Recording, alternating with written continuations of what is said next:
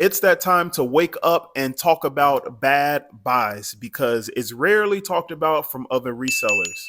I went through my old phone and I went back 3 years so I can show you some of my worst buys ever. Now, before I started reselling, I taught chess to kids. One of the most basic goals was to have them think about the consequences of their moves before they actually played them. But oftentimes kids, they would just make a move and hope for the best. We like to call this hope chess. This same line of thinking can be applied to reselling. You buy an item and you hope for the best. You hope the comps look good, or you hope that it works, or you hope that it will sell fast. I'm going to show you 8 of my worst buys, and the very last one I'm going to show you is just terrible. I bought this stuff a few months after I started reselling back in August of 2020. And this was my first time paying up for one item. So I paid $50 for just the CD player. The Toshiba, the Sony, and the Panasonic, those are all good buys. But this KLH 5-disc player, this is the item that is a little sketch. It was new, open box, complete with the manual and all the other goodies. It's just that KLH is not a well-known brand. People don't know about it. I don't know who I am! The company only has about 500 employees around the world, but let's take a look at the sell-through rate for this. Right now, there are 16 listed for this particular model and only 3 sold. Only one of these sell per month, so it would take a year and 3 to 4 months for all of these to sell. This did actually sell. I listed this for $250 and I got my full asking price of $250 plus shipping, and it sold in less than a month. A few days after it was delivered, I got a message from the buyer. Oh no, this can't be. It said The CD player isn't working and I want to return it. I thought for sure this was the good old swap-a-roo. They keep the new one that I sent to them and they send me back their old one. It's identical, but it's not working. I got it back. I checked it out. It was the same one I had sent, but it was just defective. So what do you think? Bad luck, bad buy, a little bit of both, or other? Let me know in the comments below. I bought a bunch of Xbox One games in October of 2020. I was going through a phase where I was doing a lot of retail arbitrage at a bunch of different Walmarts. I watched a bunch of YouTubers and they were going out and they were talking about how much money they were making. So I thought it was a good idea and I was going to do it too. Anything you can buy, I can buy cheaper. I can buy anything cheaper than you. 50 cents, 40 cents, 30 cents, 20 cents. The thing is, these YouTubers, they specialize in selling video games. They only sold video games and they had been selling video games since they were teenagers. Also, they sell on Amazon too, and things generally sell for a little bit higher than they do on eBay. A few of the games were selling okay, like Mega Man, Attack on Titans, and Grand Theft Auto. I made some money on those. The issue came with Call of Duty, Battlefield, and Metal Gear because at the time they were downloadable for free on the Xbox Game Pass. I paid between $3 and $10 each for these, and I bought somewhere between 5 to 15 copies each. I bought so many because it was Q4, it was the first COVID Christmas, and I was hoping for some Q4 magic. I don't know how much money I lost on this deal, but I'm gonna say a nice round figure. I probably lost at least 200. This next one isn't so much of a bad buy, but more so of just a bad decision.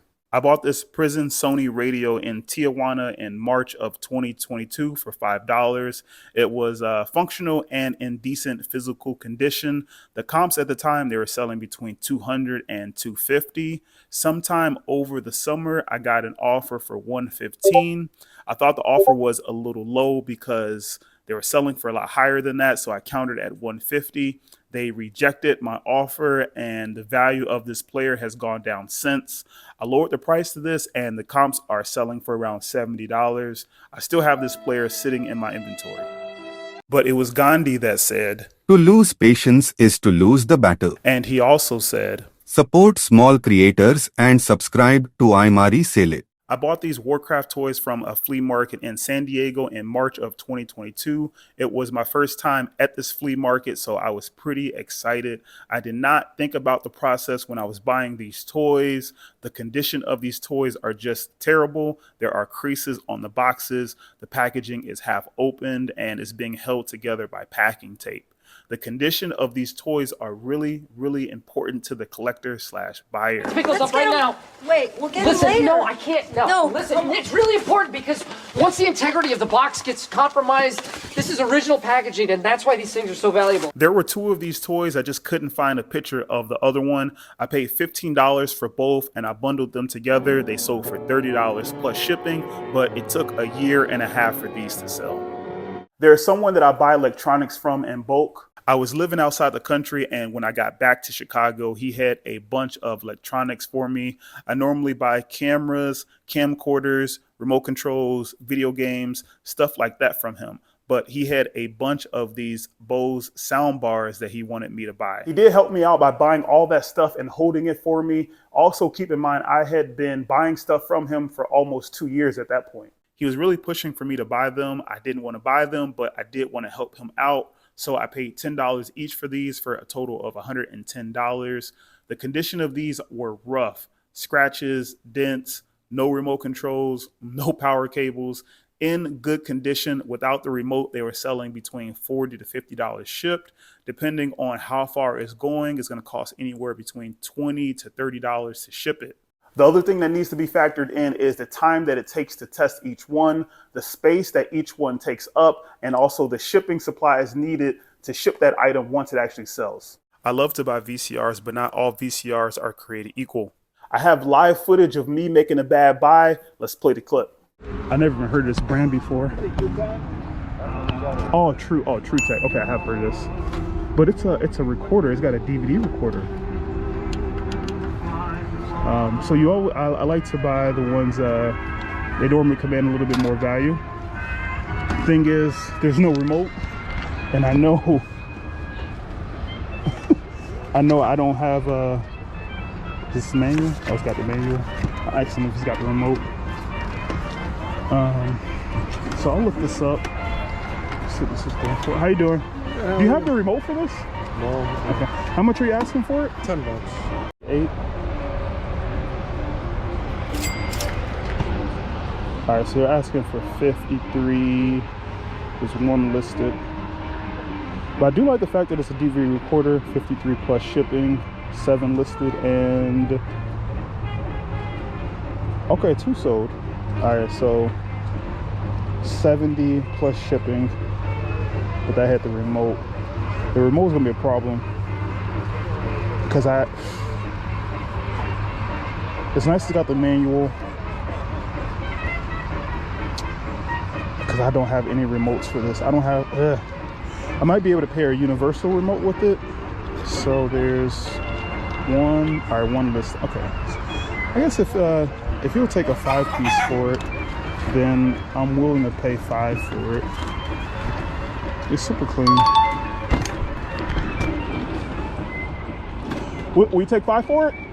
Yeah. All right, thank you. Thank you. Thank you. I think I have a Magnavox remote. It might work with this. Otherwise, want a universal remote I might be able to put with this. It's going to be really hard to sell this if I can't get a working remote for this with this unit. So pay $5 if I can get the remote for it, and if it works, then someone sold it for 70 plus shipping. And I won't be getting $70 for that. I've got this listed for $50. It's been almost 4 months, and I'm still waiting for that right buyer to come along. Who knows how long it's going to take to actually sell. My most questionable buy of this video is this Kurt Weill karaoke machine. I bought this in January of 2022 from a pawn shop. At that time, I had just got to Vegas and I was super motivated to try to build up my inventory. I saw this sitting on the counter and I got pretty excited. They had a price tag on this for $450. As you may or may not know, pawn shop prices are negotiable. Sir, that casket costs $1,000. Okay, $70. What? $2,000. That's twice what it costs. $40. What? He doesn't know how to haggle. The comps on those were looking pretty sexy. There were solds going anywhere from 1,000 up to 1,200 at the time, but those units were fully tested, perfect physical condition, and they were complete with all the accessories and the manual. But in this situation, I got lucky. It took 5 months to sell this, and it sold for $8.39 free shipping. I sold this as untested, but I was still holding my breath, waiting for that return request message, but it never came. I spent $300 on an item that I didn't even know if it worked fully. Please, don't be like me. This video was made in collaboration with Soda City Flips. Here, my name's Shane, and I am a terrible reseller. Anthony at Dragon Master Finds, Brandon, the Georgia Picker, and Bella Resells. And just know, Bella, we all make bad buys. You've seen the stuff that you shouldn't buy. If you want to see the stuff you should buy, go ahead and click the video on the screen.